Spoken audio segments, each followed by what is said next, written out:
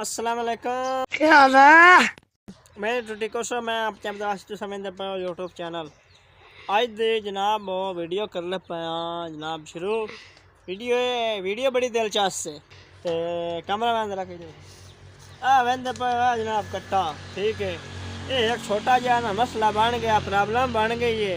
ये प्रॉब्लम तुसा जनाब अली हल करनी कमेंट में तुसें दसना इसदा हल की है।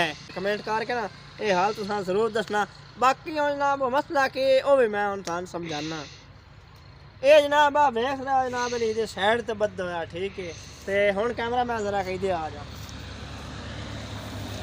वेख ले ये जनाब अली साइड ते बदी ओदा किला जनाब अली पर है ठीक है।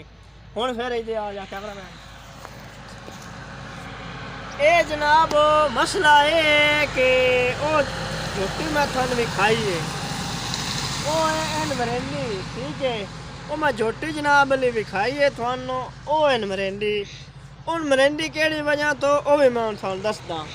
वो मरेंदी इस तो है भाई तेरा रंग चिट्टा अखला रंग है तेरे च खूबसूरती ठीक है भाई लिहाजा तू साढ़े तो साइड ते रहो ठीक है। ता वास्ते इनू दे मने बद होया ठीक है उन मने बद होया ठीक है।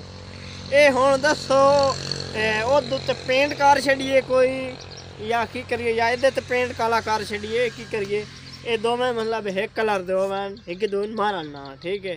तो ये कमेंट है तुसा जनाब अली इस गल का जवाब इस मसले का हल भी कढ़ना है तो कमेंट दसना भी इन्हें मैंने ठीक है। तो बाकी जनाब लव यू हो गया ट्राली भर के मिलते हैं नेक्स्ट वीडियो मजेदार जे ना।